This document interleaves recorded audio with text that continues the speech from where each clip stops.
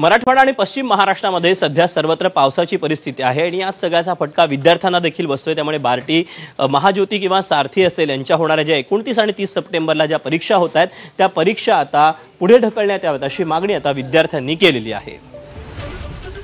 अनेकांचं परीक्षा केंद्र हे मराठवाड्यातील बीड आणि जालन्यामध्ये आहे, त्यामुळे परीक्षा पुढे ढकलावी अशी मागणी आता या विद्यार्थ्यांनी केलेली आहे। त्यामुळे आता या सगळ्याबाबत काय नेमका निर्णय घेतला जातो ते पाहणं महत्त्वाचं असेल।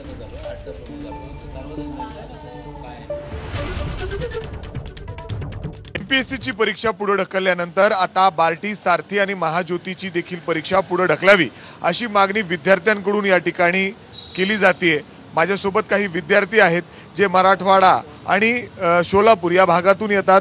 उद्या परीक्षा होणार आहे, मात्र कसं जायचं, काय करायचं, कारण अनेकांचे घरं पाण्याखाली आहेत, शेती पाण्याखाली आहे, मोठा फटका बसलेला आहे आणि असा प्रश्न या सगळ्या विद्यार्थ्यांसमोर आहे। दादा, कुठं जायचंय, तुझी परीक्षा कधी होणार आहे आणि काय परिस्थिती आहे सध्या? मला बीडला सेंटर आले, जे की मी फॉर्म भरताना पुणे 1 नंबरला टाकलेलं होतं आणि सध्याची परिस्थिती पाहता मला तिथं जाणं अशक्यप्राय झालेलं आहे। माझा पेपर पुण्यामध्येच मंचर या ठिकाणी, इथून जे 7 ते 70 किलोमीटर आहे, इथून जाण्यासाठी पावसामुळे गैरसोय होणार आहे। माझे काही मित्र आहेत ज्यांचे धाराशिव, सोलापूर या भागातून मला मेसेज वगैरे त्यांचे आलेले आहेत की आमचं सेंटर जिल्ह्याच्या ठिकाणी आलं, आम्ही तिथं पोहोचायचं कसं? आता सध्या आमचे घरं पाण्याखाली। माझं सेंटर मुंबईत दिलेलं आहे आणि सकाळी 7चं रिपोर्टिंग आहे, तर मला रात्रीच निघावं लागणार। एकतर मुंबईत पण प्रचंड पाऊस चालू आहे, असं महाराष्ट्रातल्या वेगवेगळ्या भागात सेंटर दिलंय। आम्ही अगोदर पुणे सेंटर दिलं होतं, परंतु त्यांनी मुंबई, सातारा, सांगली असे सेंटर दिलेत। तर माझी सरकारला विनंती आहे की ही परीक्षा पुढे ढकलण्यात यावी।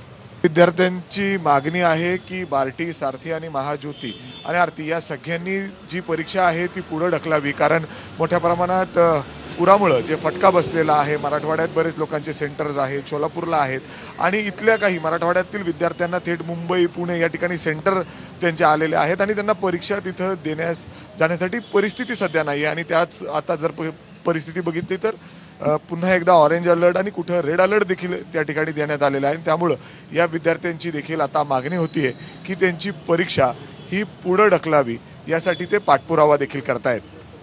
कॅमेरामॅन राजेश बिडकरसह मी मिकी घई, एबीपी माझा।